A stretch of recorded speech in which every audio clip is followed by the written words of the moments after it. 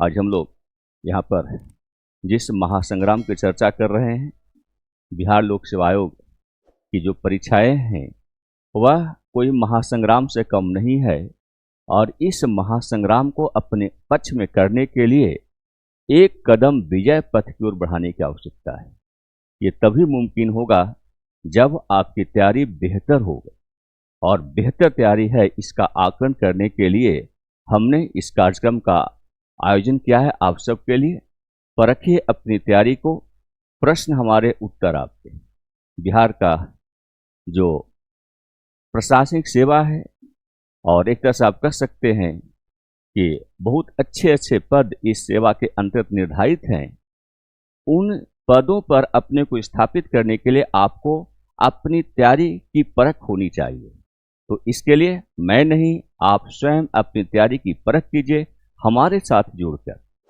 इस संदर्भ में मैं बिहार से संबंधित जो सामान्य प्रश्न पूछे जाते हैं प्रारंभिक परीक्षा के संदर्भ में, उस पर चर्चा को आगे बढ़ा रहा हूं।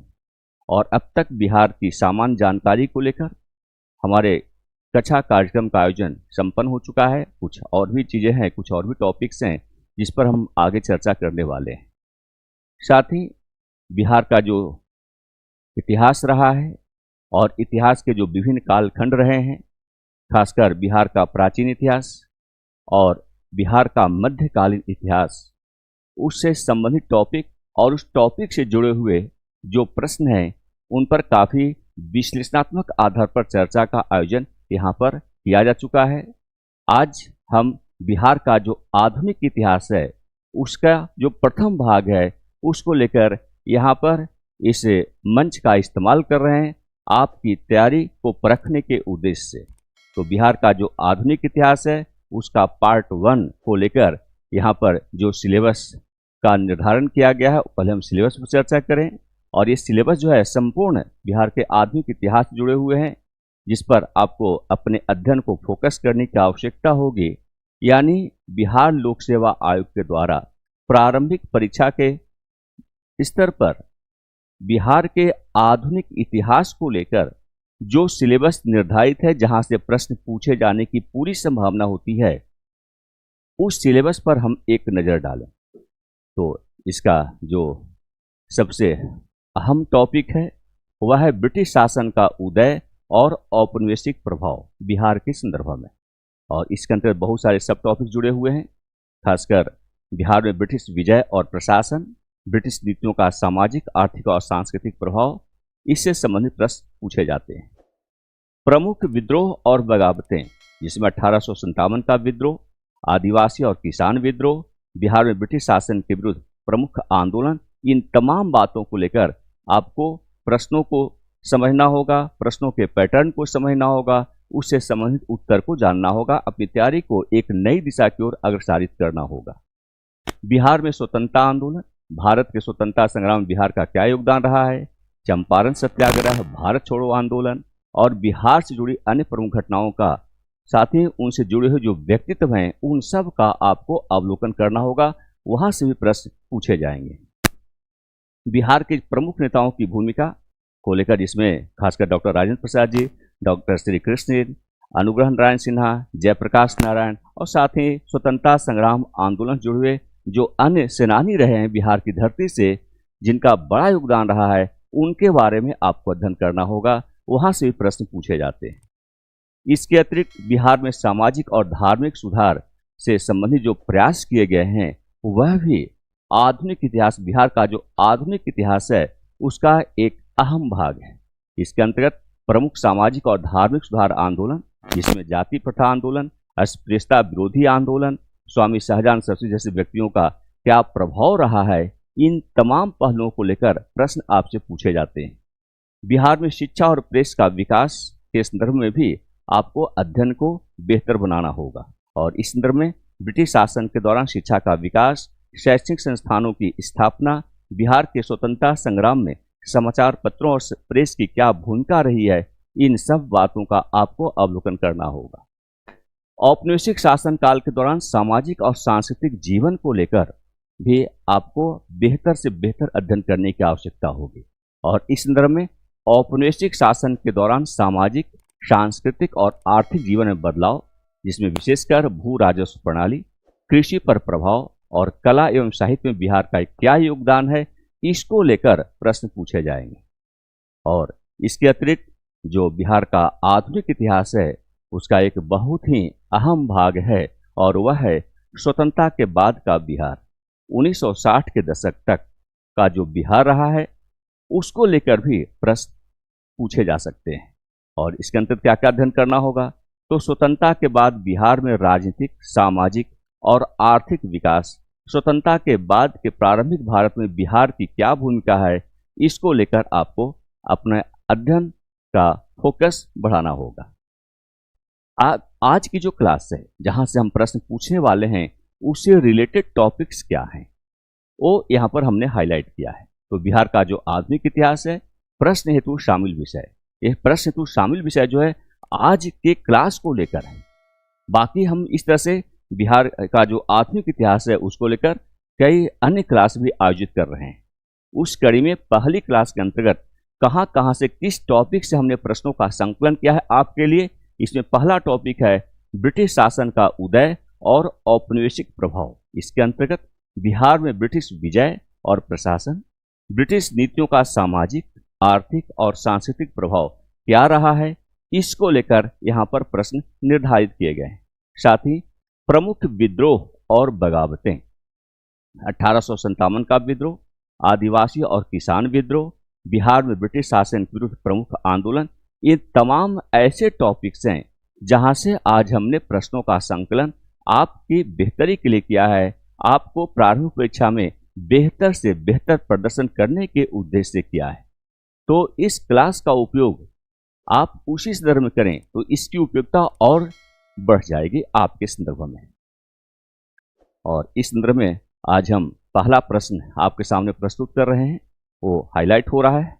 और पहला प्रश्न क्या है ये आपके सामने प्रस्तुत है। बक्सर की लड़ाई में ब्रिटिश विजय किस वर्ष हुई जिससे बिहार में उनका प्रभुत्व स्थापित हुआ? 5 ऑप्शन है। पहला ऑप्शन आपका है 1757, B 1764, C 1780, D 1793 and E 1805। 5 option यहाँ पर दिए जा रहे हैं, जैसा कि मैं बराबर 5 ऑप्शन देता हूँ। और बिहार लोक सेवा आयोग प्रारंभिक परीक्षा का अब तक का जो पैटर्न है उसमें एक प्रश्न के सापेक्ष 5 विकल्प आपको उपलब्ध करवाए जाते हैं। हालांकि इस बार हो सकता है पैटर्न कुछ बदलाव भी आए। आमतौर पर 4 विकल्प पूछे जाते हैं जब मल्टीपल चॉइस टाइप के क्वेश्चन होते हैं उस क्वेश्चन के सापेक्ष, लेकिन वहाँ पर 5 विकल्प दिए जाते हैं। हो सकता है कि जो प्रस्तावित प्रारंभिक परीक्षा है उसमें 5 विकल्प के स्थान पर 4 ही विकल्प आपके लिए उपलब्ध हो, तो और आसान हो जाएगा, कहीं कोई समस्या आपके लिए नहीं है। तो बक्सर की लड़ाई में ब्रिटिश विजय किस वर्ष हुई जिससे बिहार में उनका प्रभुत्व स्थापित हुआ?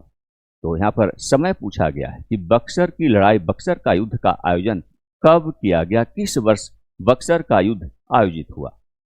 1757, 1764, 1780, D 1793 and E 1805. Which year marked the British victory in the Battle of Buxar, leading to their dominance in Bihar? Option वही है, ए 1757, B 1764, C 1780, D 1793 and E 1805। और इसका करेक्ट आंसर क्या होगा? तो मैं समझता हूं कि शायद इसका उत्तर आप लोगों को आता भी होगा, 1764। फिर भी रिवीजन करने के पर्पज से ये बहुत महत्वपूर्ण है। बक्सर के युद्ध को लेकर कई प्रश्न पूछे जाने की संभावना रहती है, इसलिए कि बक्सर के युद्ध के उपरांत ही बिहार, बंगाल का जो क्षेत्र है, उड़ीसा का जो क्षेत्र है, उस पर दीवानी न्याय प्रशासन का संचालन करने का अधिकार ईस्ट इंडिया कंपनी को प्राप्त हो जाता है। इससे पहले मुगल सम्राट जो शाह आलम द्वितीय थे उनका शासन का संचालन हो रहा था, लेकिन यहाँ से एक बड़ा बदलाव होता है। बल्कि बक्सर के युद्ध के उपरांत ही, क्योंकि यहाँ पर ईस्ट इंडिया कंपनी को विजय मिलती है, ब्रिटिश विजय यहाँ से प्रारंभ होता है भारतीय संदर्भ में, और यहीं से ईस्ट इंडिया कंपनी का शासन भारत में स्थापित होने लगता है।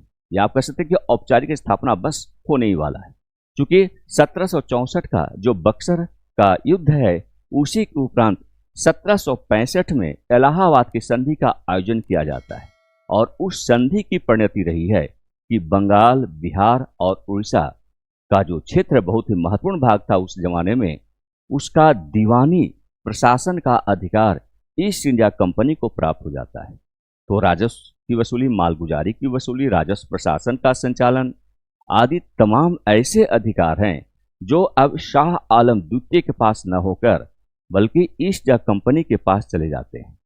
और इसका अगर हम विश्लेषण करें तो थोड़ा सा विश्लेषण देखिए। बक्सर की लड़ाई 1764 में ब्रिटिश ईस्ट इंडिया कंपनी और मीर कासिम, शुजा उद्दौला और मुगल सम्राट शाह आलम द्वितीय की संयुक्त सेनाओं के बीच हुई थी। इस विजय ने बंगाल, बिहार और उड़ीसा में ब्रिटिश नियंत्रण को स्थापित कर दिया। तो बक्सर का जो युद्ध है बहुत ही महत्वपूर्ण युद्ध है और यही कारण है कि बक्सर के युद्ध को लेकर कई प्रश्न आपसे पूछे जाते हैं। क्वेश्चन नंबर 2, बक्सर की लड़ाई के बाद किस संधि ने औपचारिक रूप से ब्रिटिश ईस्ट इंडिया कंपनी को बिहार, बंगाल और उड़ीसा के राजस्व पर नियंत्रण प्रदान कर दिया? उस संधि का नाम आपको बताना है जो बक्सर के युद्ध के उपरांत आयोजित की गई और जिस संधि के माध्यम से बंगाल, बिहार और उड़ीसा पर राजस्व संबंधी, राजस्व प्रशासन संबंधी संपूर्ण अधिकार ईस्ट इंडिया कंपनी को प्राप्त हो गया, ब्रिटिश को प्राप्त हो गया, बल्कि शाह आलम द्वितीय का जो नियंत्रण इन क्षेत्रों पर वो एक तरह से समाप्त होता हुआ यहाँ पर दिखाई देता है। उस संधि का नाम क्या है? ए श्रीरंगपट्टम संधि, बी बसीन संधि, सी पुरंदर संधि, डी इलाहाबाद संधि और ई अमृतसर संधि। Which treaty after the battle of Buxar formally gave the British East India Company control over the revenue of Bihar, Bengal and Odisha? A treaty of Srirangapattam, B treaty of Bassein, C treaty of Purandar, D treaty of Allahabad, E treaty of Amritsar. और इसका सही उत्तर क्या होगा?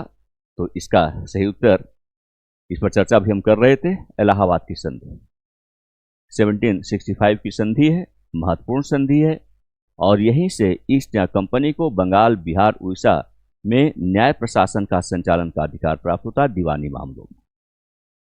और इसका हम विश्लेषण देखें।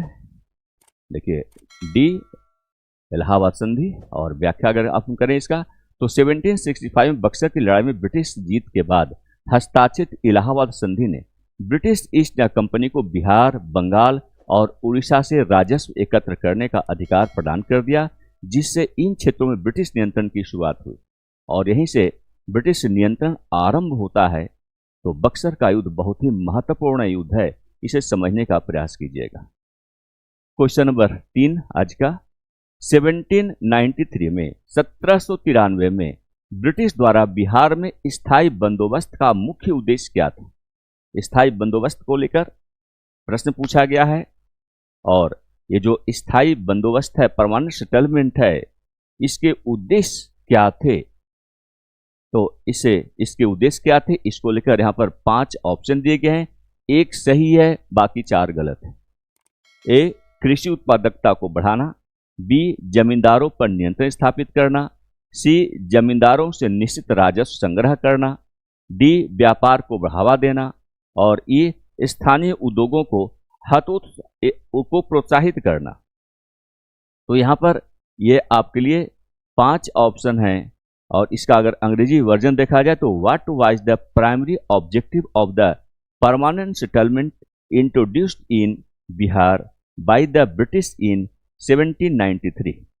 तो 1793 का जो स्थायी बंदोबस्त है उसका मुख्य उद्देश्य क्या है, इसको लेकर यहाँ पर 5 ऑप्शन है, एक सही है, 4 गलत हैं और सही आंसर क्या होगा? तो सी जमींदारों से निश्चित राजस्व को संग्रहित करना इसका मुख्य उद्देश्य था। क्योंकि ये परमानेंट सेटलमेंट है, स्थायी बंदोबस्त, तो किसका? राजस्व वसूली का स्थायी बंदोबस्त किया जा रहा है। अब यहाँ पर यह नहीं लिखा कि फसल हुई कि नहीं हुई, स्थायी रूप से अगर इतनी जमीनें आपके पास हैं तो इतना परमानेंट तौर पर राजस्व की वसूली आपसे की जाएगी। ये व्यवस्था 1793 से प्रारंभ होती है बिहार के स्तर पर। नेक्स्ट क्वेश्चन नंबर, देखिए इसका आंसर अगर आप देखें, थोड़ा सा डिस्क्रिप्शन समझ लीजिए। जमींदारों से निश्चित राजस्व संग्रह करना, और 1793 का जो स्थायी बंदोबस्त है भूमि मालिकों से निश्चित राजस्व संग्रहित करने के उद्देश्य था, जिससे उन्हें राजस्व संग्रह के लिए उत्तरदायी बनाया गया। इस नीति ने आर्थिक शोषण को बढ़ावा दिया और किसानों की स्थिति को बदतर कर डाला। तो पहले से अधिक किसानों का शोषण यहां से प्रारंभ होता है। स्थायी बंदोबस्त की वजह से एक नई प्रणाली यहां पर डेवलप की जाती है, उसे लागू की जाती है। क्वेश्चन नंबर 4, 1793 में बिहार में स्थायी बंदोबस्त लागू करने वाले ब्रिटिश गवर्नर जनरल कौन थे? बहुत ही महत्वपूर्ण प्रश्न है। जो परमानेंट सेटलमेंट है उसको लागू करते समय या उसे लागू किस गवर्नर जनरल के द्वारा किया गया? तो यहां पर 5 ऑप्शन, 5 गवर्नर जनरल का उल्लेख किया गया है।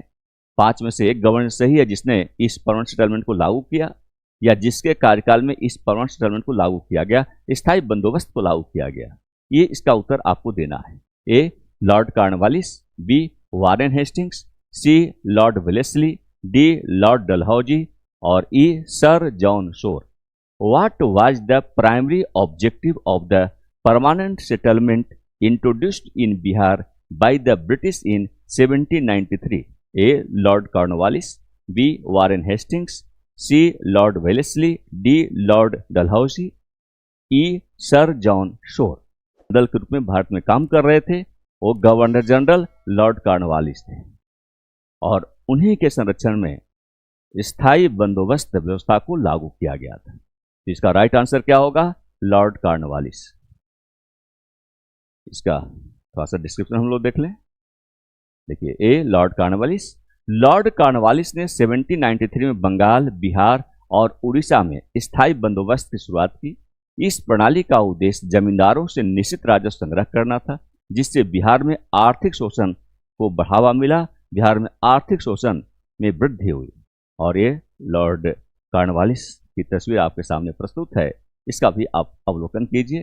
तस्वीरें देखने से जो है उसे संबंधित जो कंटेंट हैं आपके ध्यान में बने रहते हैं, इसलिए हमारी प्रायोरिटी होती है कि जहां तक संभव हो सके क्वेश्चन के साथ अगर कोई इमेज है, कोई परसेंटेज का इमेज है, या किसी तरह के मैप का प्रयोग कर दिया जाए, या किसी चार्ट का शामिल करना संभव हो, तो उसकी वजह से तैयारी को बेहतर से बेहतर बना सकता है, उस प्रश्न का सॉल्यूशन आसानी से निकाल सकता है, याद रखा जा सकता है। नेक्स्ट क्वेश्चन नंबर 5, बंगाल का अंतिम नवाब कौन था जिसने ब्रिटिश आक्रमण का सामना किया, जिसके परिणाम स्वरूप बिहार में ब्रिटिश नियंत्रण स्थापित हुआ?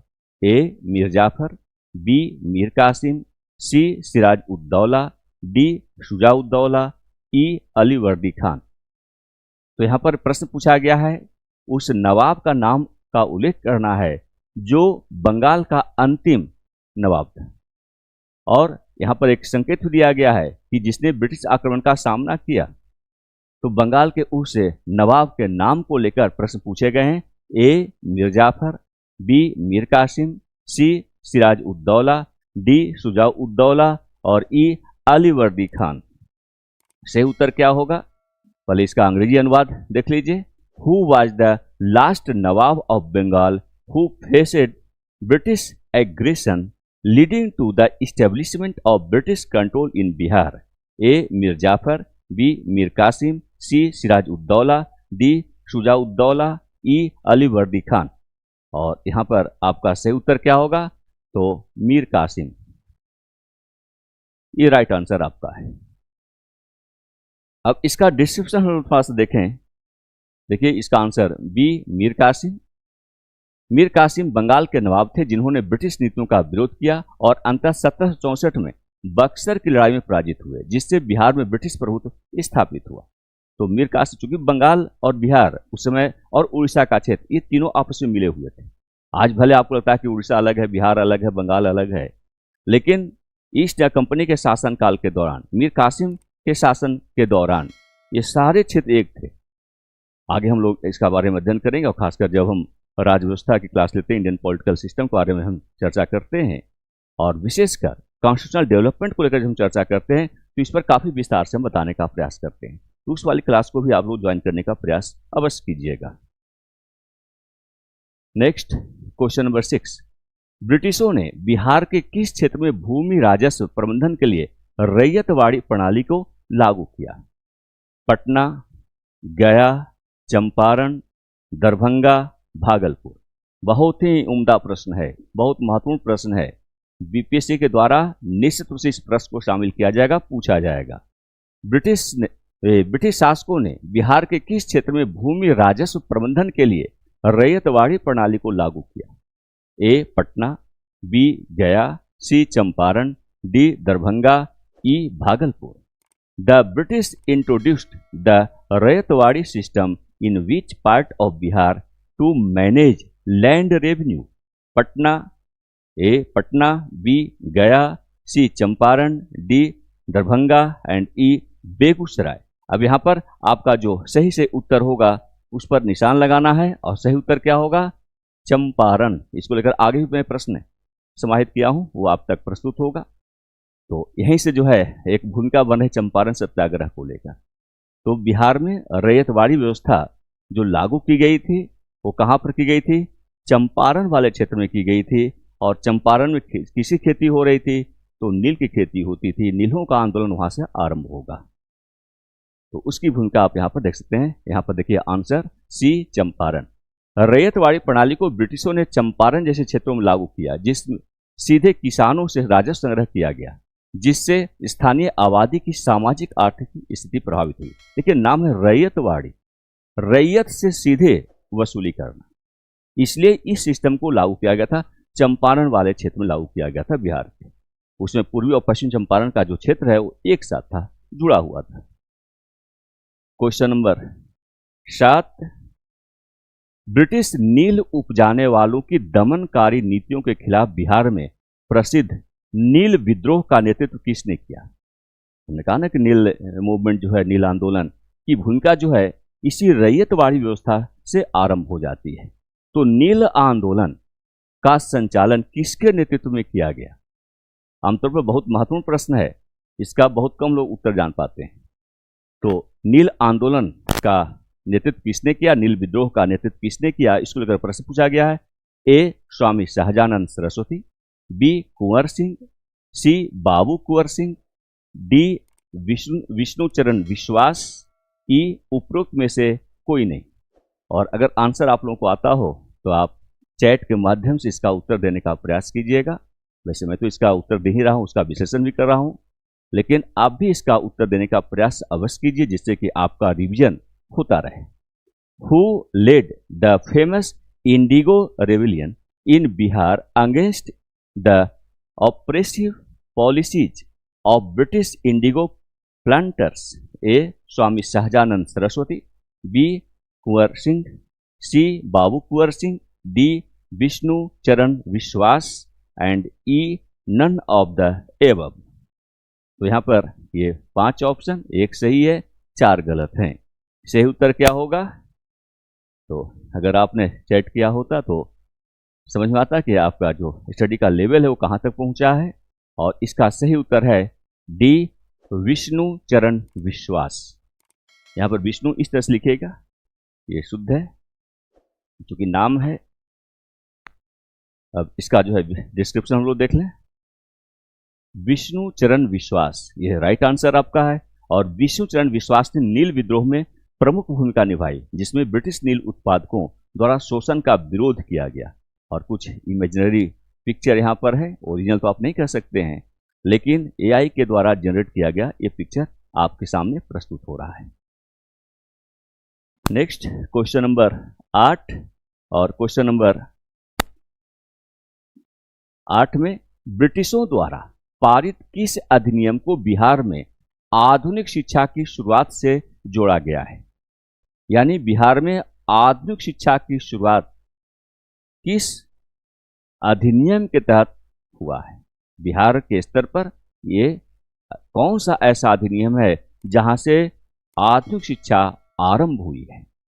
ए चार्टर एक्ट 1813, शिक्षा अधिनियम 1835, वुड्स डिस्पैच 1854, भारतीय विश्वविद्यालय अधिनियम 1904 और ई उपरोक्त में से कोई नहीं। तो ये 5 ऑप्शन है।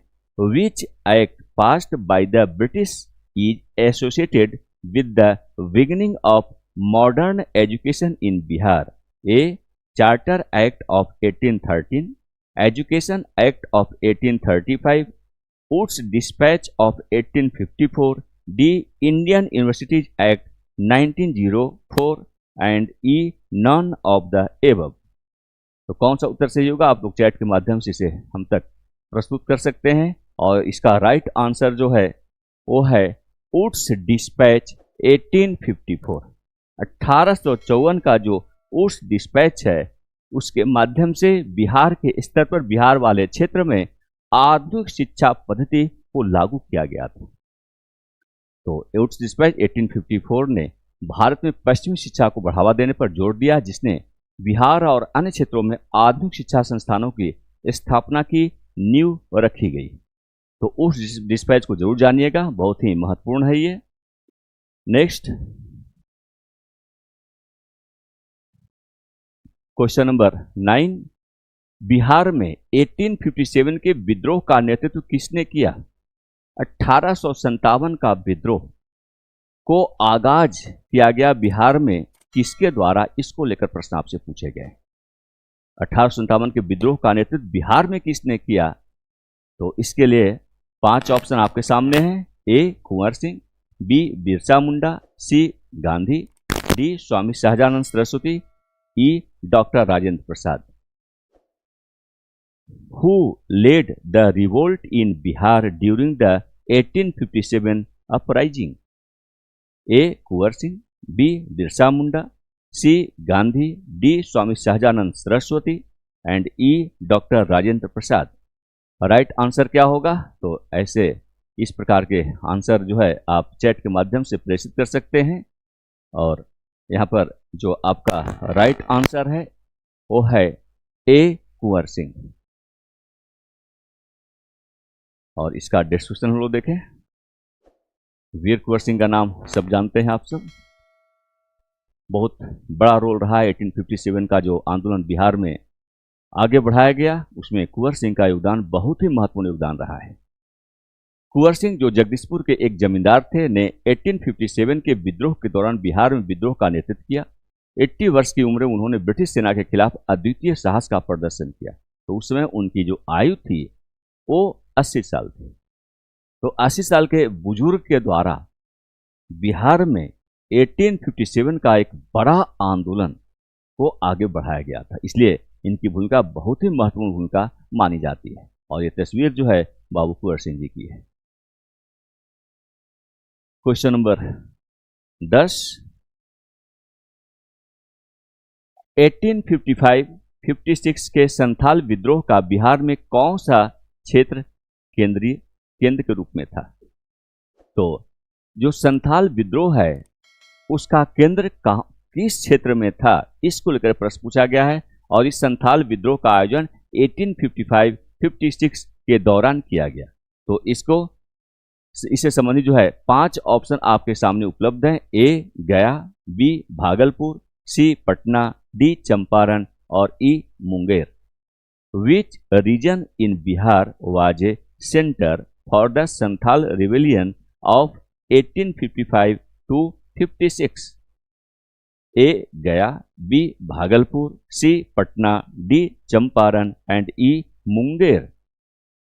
तो संथाल विद्रोह का केंद्र बिहार में कौन सा क्षेत्र था, इसको लेकर प्रश्न पूछा गया है। और इसका राइट आंसर क्या होगा? तो संथाल विद्रोह का जो मुख्य केंद्र था वो भागलपुर में स्थापित था। आदिवासियों का आंदोलन था, संथाली आदिवासी जो है उनका यह आंदोलन था और बड़ा सक्रिय आंदोलन रहा है। इसका हम लोग डिस्क्रिप्शन देख लें। देखिए बी भागलपुर। संथाल विद्रोह मुख्य रूप से भागलपुर और राजमहल की पहाड़ियों के आसपास केंद्रित था। संथालों ने जमींदारों और ब्रिटिश प्रशासन की शोषणकारी प्रथाओं के खिलाफ विद्रोह किया था। तो एक बहुत ही महत्वपूर्ण प्रश्न है आप सबके लिए। क्वेश्चन नंबर 11, बिहार में उच्च किराए और दमनकारी जमींदारों के खिलाफ पवना किसान आंदोलन किस वर्ष आयोजित किया गया? यहां पर ध्यान रखिएगा, बहुत ही महत्वपूर्ण प्रश्न है, बिल्कुल याद रखने लायक प्रश्न है ये। पवना किसान आंदोलन किस वर्ष आयोजित हुआ? और इसके लिए 5 option: 1855 A, B 1860, C 1873, D 1885, E 1890। In which year did the Pabna peasant movement occur in Bihar, protesting against high rents and oppressive landlords? A 1855, B 1860, C 1873, D 1885, E 1890। और इसका राइट आंसर क्या होगा? 1873। तो बहुत महत्वपूर्ण है, इसको याद रखना आप सबके लिए बहुत आवश्यक है। अगर प्रारंभिक परीक्षा को अपने पक्ष में करना है, उसे क्वालिफाई करना है, तो ऐसे प्रश्नों से आप सबको 2-4 होना होगा। Answer C 1873। पवना किसान आंदोलन 1873 में उच्च किराए और जमींदारों की दमनकारी प्रथाओं के खिलाफ बिहार और बंगाल के कुछ हिस्सों में किसानों द्वारा शुरू किया गया आंदोलन था। तो पवना किसान आंदोलन को आप इस तथ्य से समझ सकते हैं, ये तथ्य बहुत ही महत्वपूर्ण तथ्य है और आपको ध्यान रखना होगा। क्वेश्चन नंबर 12, छोटा नागपुर क्षेत्र में हुआ कोल विद्रोह किसके खिलाफ एक प्रतिक्रिया थी? ए धार्मिक सुधार, बी किसानों पर उच्च कराधान, सी कृषि सुविधाओं की कमी, डी अंग्रेजी शिक्षा की शुरुआत, और ई शोषणकारी जमींदार और ब्रिटिश नीतियां। ये 5 ऑप्शन, एक सही और बाकी गलत है। The coal rebellion which occurred in the Chotanagpur region was a reaction against religious reforms, high taxation on peasants, lack of agricultural facilities, and the introduction of English education, and exploitative landlords and British policies। तो इसका सही उत्तर क्या होगा? और इसका सही उत्तर, तो छोटानागपुर क्षेत्र में कोल विद्रोह किसके खिलाफ एक प्रतिक्रिया थी? ये रीजन यहां पर दिया गया है, 5 में से कौन सा रीजन है जिसको लेकर कोल विद्रोह, कोल रेवेलियन का आयोजन बिहार की धरती पर हुआ? तो इसका सही उत्तर क्या होगा? शोषणकारी जमींदार और ब्रिटिश नीतियां जो है, इसके प्रतिक्रिया के रूप में यह विद्रोह, कोल विद्रोह का आयोजन किया गया। तो राइट आंसर जो है शोषणकारी जमींदार और ब्रिटिश नीतियां। कोल विद्रोह मुख्य रूप से छोटानागपुर क्षेत्र में कोल जनजाति का शोषण करने वाले जमींदारों और ब्रिटिश अधिकारियों के खिलाफ था। तो या तो उद्देश्य को लेकर, इस प्रकार के आंदोलन का क्या उद्देश्य था उसको लेकर प्रश्न पूछा सकते हैं, या यह आंदोलन किस क्षेत्र में आयोजित किया गया उसको लेकर प्रश्न पूछा सकता है, किस वर्ष इस आंदोलन का आगाज हुआ उसको लेकर प्रश्न पूछा सकता है। तो एक प्रश्न का मतलब यहाँ पर केवल एक प्रश्न मात्र नहीं है, उसके साथ ढेर सारे प्रश्न आपस जुड़े हुए हैं। तो इस प्रश्न का अगर सॉल्यूशन आप निकालते हैं, एक प्रश्न को अगर आप सॉल्व कर लेते हैं, तो उससे जुड़े हुए अन्य प्रश्न अपने आप सॉल्व हो जाएंगे।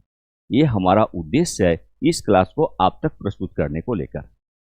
तो इसी उद्देश्य के सापेक्ष में इस क्लास को यहाँ तक बढ़ा रहा हूँ, आप सबके लिए प्रस्तुत कर रहा हूँ। क्वेश्चन नंबर 13, बिहार में नील विद्रोह मुख्य रूप से किसके शोषण के खिलाफ एक विरोध था? ए जमींदार, बी नील उत्पादक, सी ब्रिटिश सैनिक, डी भारतीय व्यापारी, ई धार्मिक नेता।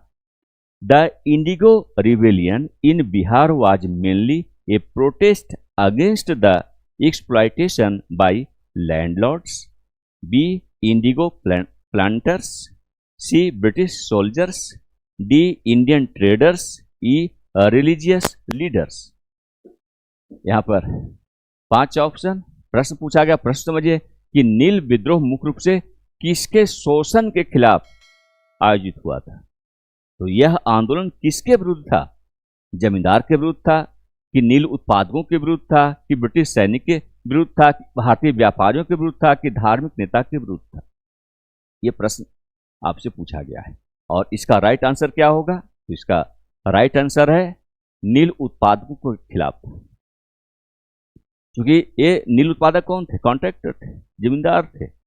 उनके वो शोषण करते थे, लोगों का, किसानों का शोषण करते थे। इस वजह से उनके शोषण के विरोध में आवाज बुलंद करने के लिए नील विद्रोह का आगाज हुआ था। और यह क्षेत्र जो है, खासकर चंपारण के बारे में चर्चा कर रहे थे, वहां पर हुआ था।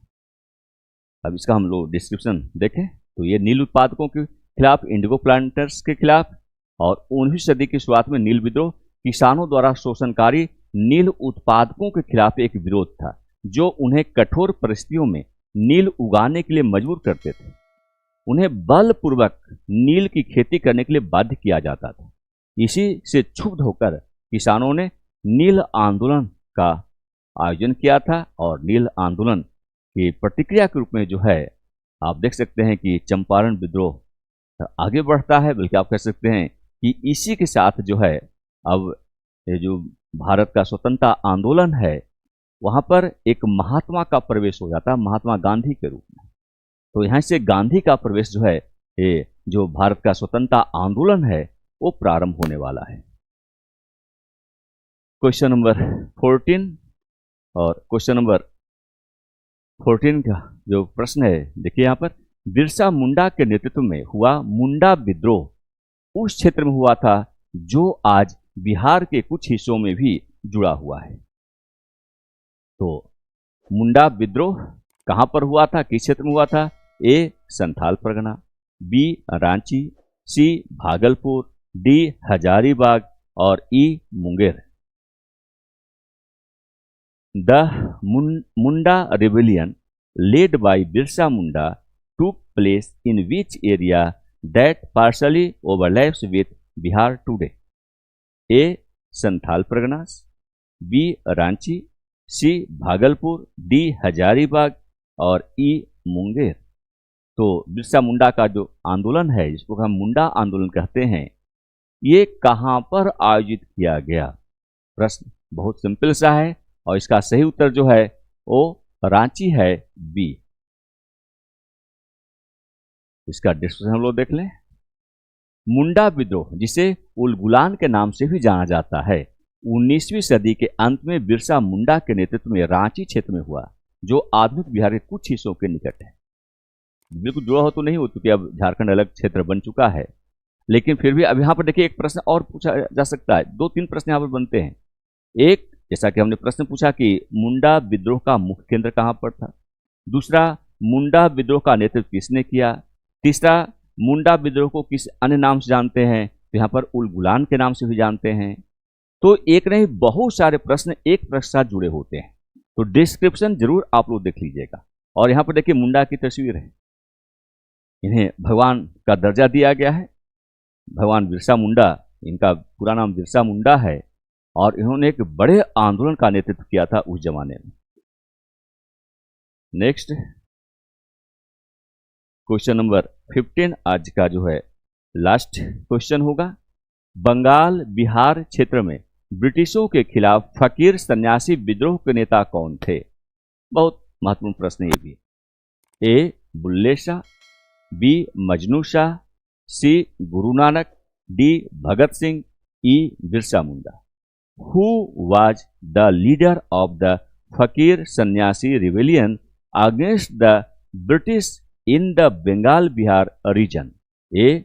Bulle Shah, B. Majnu Shah, C. Guru Nanak, D. Bhagat Singh, E. Birsa Munda। तो फकीर सन्यासी विद्रोह का नेता कौन था, उसे कौन लीड कर रहा था, उसका नेतृत्व करता कौन था, इसको लेकर ये प्रश्न आपसे पूछा गया है। तो बंगाल बिहार क्षेत्र में ब्रिटिशों के खिलाफ फकीर सन्यासी विद्रोह के नेता कौन थे? ए बुल्ले शाह, बी मजनू शाह, सी गुरु नानक, डी भगत सिंह, ई बिरसा मुंडा। और राइट आंसर जो है वो आपका होगा बी मजनू शाह। और इसका हम डिस्क्रिप्शन अगर देखें तो आपका ये कुछ उभर कर सामने आ रहा है। बी मजनू शाह। मजनू शाह फकीर सन्यासी विद्रोह के प्रमुख नेता थे, जो 18वीं सदी के अंत में बंगाल और बिहार क्षेत्रों में ब्रिटिश शासन के खिलाफ एक प्रारंभिक प्रतिरोध का आंदोलन को आरंभ किया था। तो जो सन्यासी फकीर आंदोलन का नेतृत्व करता है वो मजनू शाह, और इस तस्वीरों के माध्यम से आप इसका अवलोकन कर सकते हैं।